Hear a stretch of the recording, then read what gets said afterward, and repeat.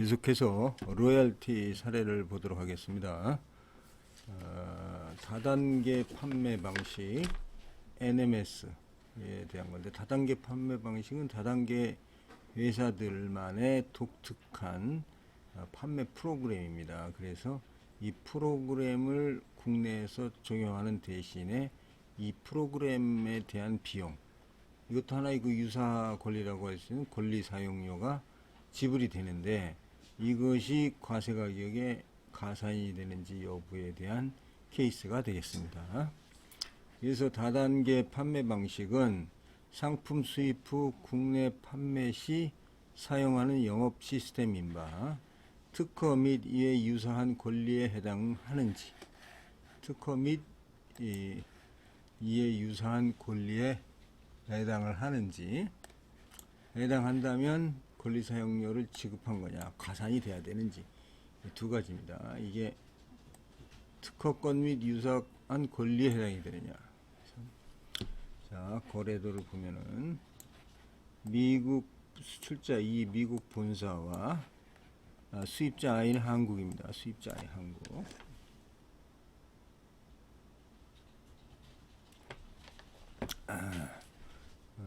그 다음에 국내에서 판매인이 다단계 판매인이 팔고 있죠. 그래서 원래 이 다단계 판매라는 것은 중간에 상점을 없애고, 그러니까 판매처를 없애고 사람끼리 판매함으로써 그 마케팅비와 그 판매 비용을 절감해서 그거만큼을 이윤으로 놀아갖는다는 그런 개념이 되겠죠.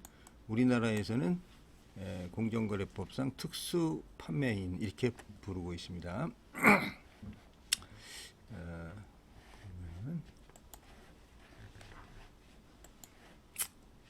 자, 수출자는 건강식품 등을 판매하는 미국의 기업으로 전 세계 30개국 이상의 지사망과 100만여 명의 디스트리뷰터를 통해서 판매하며 중국에는 5천여 개 소매점을 보유하고 있습니다. 수입자는 본사로부터 상품을 수입하여 본사가 제공하는 NMS라는 다단계 판매 시스템으로 국내에 판매한 후 판매 가격의 약 3%를 본사에 지급하고 있습니다. 판매인 디스트리뷰터는 자신이 수입자로부터 직접 구매한 가격과 최종 소비자에게 재판매한 금액의 차액을 수익으로 먹는 거죠. 그러니까 각각 개인이 하나의 개인 사업자가 되는 형태가 되죠. 그래서 수입자가 개인들한테 팔고 그 차액을 가지고 이제 서로 놀아먹는 시스템이 이 다단계 시스템입니다. 이거를 위해서 이런 프로그램이 있죠. MNS 프로그램이 있습니다. 한번 보겠습니다. NMS는 네트워크 마케팅 시스템. 이거 우리가 흔히 영어로는 네트워크 마케팅이라고 하죠. 네트워크 마케팅. 자, 수출자는 비즈니스 가이드에 기술된 바와 같은 영업상의 비밀 NMS 네트워크 마케팅 시스템을 보유하고 있고, 수입자는 이거를 이제 사용하고 있습니다. 이 네트워크 마케팅 시스템은 판매인 디스트리뷰터를 통해서 상품을 직판하는 시스템으로 수입자는 모든 상품을 이 방법에 의해서만, 다단계 방법에 의해서만 국내에 판매를 하고 있습니다. 수출자가 제공한 그 네트워크 마케팅 시스템의 내용은 다단계 판매를 구현하기 위한 방법, 영업 방식 노하우, 디스트리뷰터의 보상 플랜, 후원 수당, 보조금, 보너스 등 관리 방식과 판매망 관리 시스템, 판매권 취득, 품질 보증 등의 축적된 정보 등입니다. 그래서 이 NMS 사용 대가는 매출액의 3%에 해당하는 금액을 지불하고 있습니다. 수출자는 본 계약 외에 수입자와 특허권, 상표권 및 지적 재산권에 대한 권리 사용 계약을 따로 체결하고 있습니다. 그럼 포인트는 뭐냐면 이러한 그 다단계 판매 방식은 상품 수입 후 국내 판매 시에 사용하는 영업 시스템인 바 특허 및 이에 유사한 권리에 해당하는지, 특허 및 이에 유사한 권리에 해당한다면 권리 사용료를 지급한 것으로, 그러니까 수입 물품과 관련되고 거래 조건으로 권리 사용료를 지급한 거에 해당이 돼서 가산이 되는지, 요거에 대한 것이 포인트가 되겠습니다. 그럼 우선 이것이 특허 및 이와 유사한 권리에 해당하는지 여부에 대해서 검토를 해보도록 하겠습니다. 자, 이 다단계 마케팅 시스템이 특허 및 이와 유사한 권리에 해당하는지, 수출자는 수입자에게 계약 제품을 국내에서 광고, 포장, 분배, 판매하는 데 있어 네트워크 마케팅 시스템 이와 NMS를 독점적으로 사용할 수 있는 권리를 허용하고 있으며, 이 네트워크 마케팅 시스템은 수출자가 개발한 독특한 영업 정책입니다. 이 다단계 판매 방식 또는 직접 판매 방식으로 직접 방식을 사용하여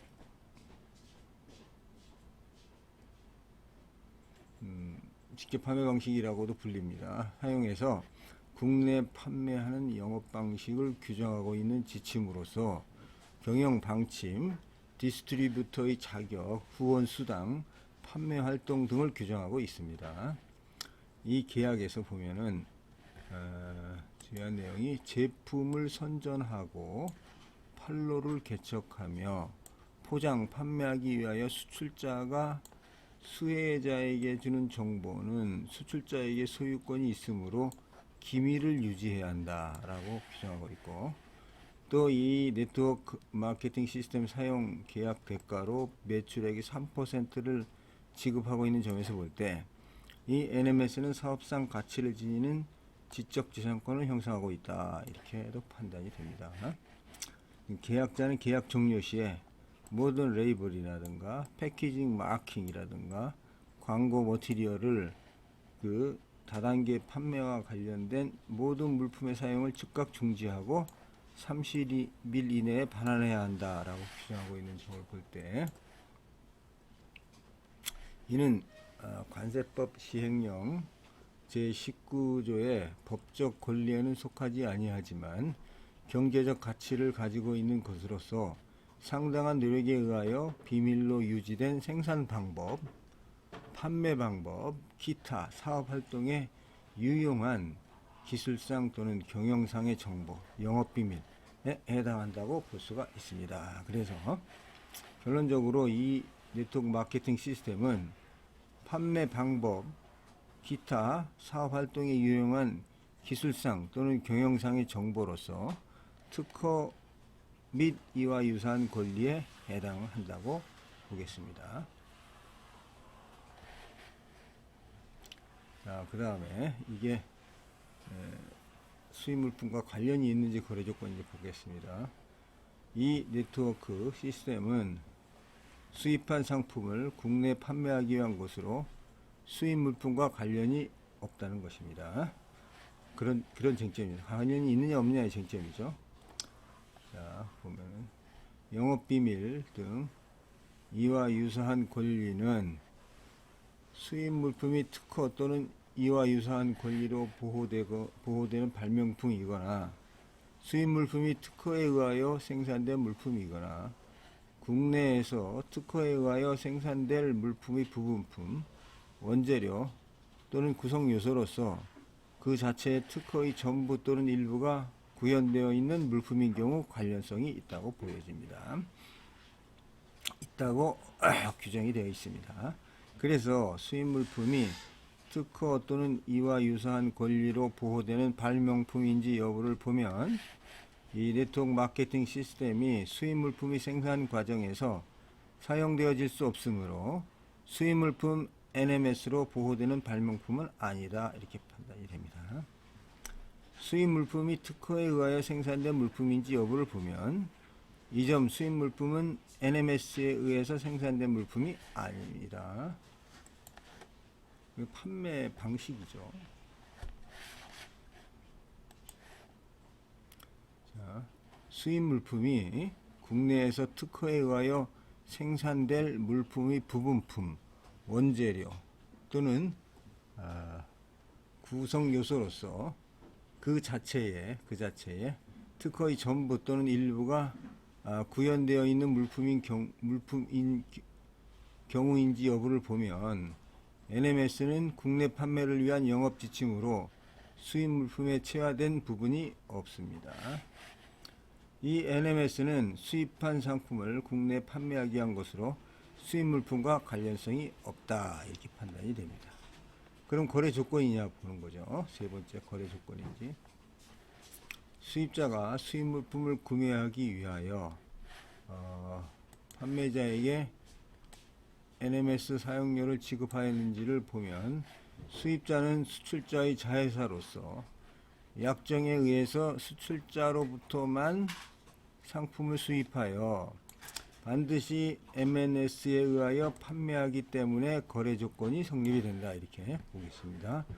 다음 구매 선택권이 수입자에게 있는지 여부를 보면 수입자는 NMS를 사용하여 판매한 물품을 제3자로부터 구입할 수 없으며 국내 상품 구입 시에도 수출자의 허락이 필요한 점을 볼 때 구매 선택권이 없습니다.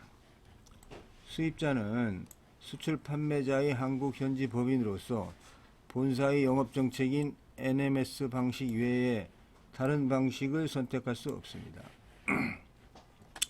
따라서 수입자가 수입 물품 구매를 위해서는 NMS 계약이 필수적인 것으로서 NMS 계약에 따른 사용료 지불 없이는 당해 물품을 수입할 수 없는 것으로 이렇게 판단이 됩니다.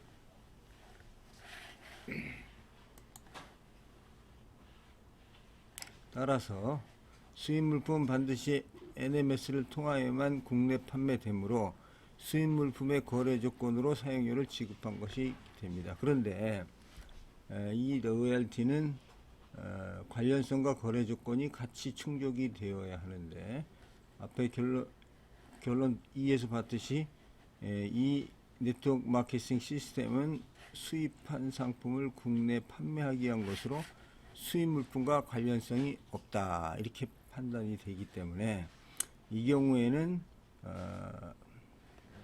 수입 물품의 거래 조건이지만 이 로얄티 이 비용은 로얄티 기타 유사한 권리에 해당하지만 이 비용은 관세 가격에 가산할 수가 없다 하는 얘기입니다.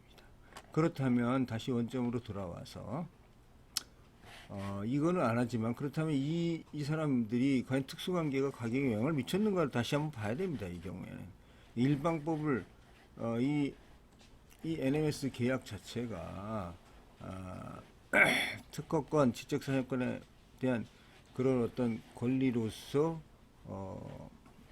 관세 가격에 가산이 안 된다면 이 회사의 기본적인 이 수출 자체, 이 계약 자체가 이 특수관계이거든요. 그러니까 특수관계 이 비밀리에 거래되는 것이기 때문에 이것이 가세 가격에 영향을 미쳤는지 즉 일방법 적용을 해야 되는 것인지 안 해야 되는 것인지에 대한 검토가 추가로 이루어져야 합니다. 그래서 이런 경우에는 어떻게 보기에는 여러 가지 이 비밀 계약이 있기 때문에 특수관계가 가세 가격에 영향을 미쳤다 판단이 돼서 왜냐하면 이 수입자가 국내에서 판매 가격이 나오거든요. 바로 그래서 제 개인적인 생각으로는 제4방법을 적용하는 것이 사방법을 적용해서 적용하는 것을 검토하는 것이 일견 타당성이 있어 보이지 않는가 이런 생각을 갖고 있습니다.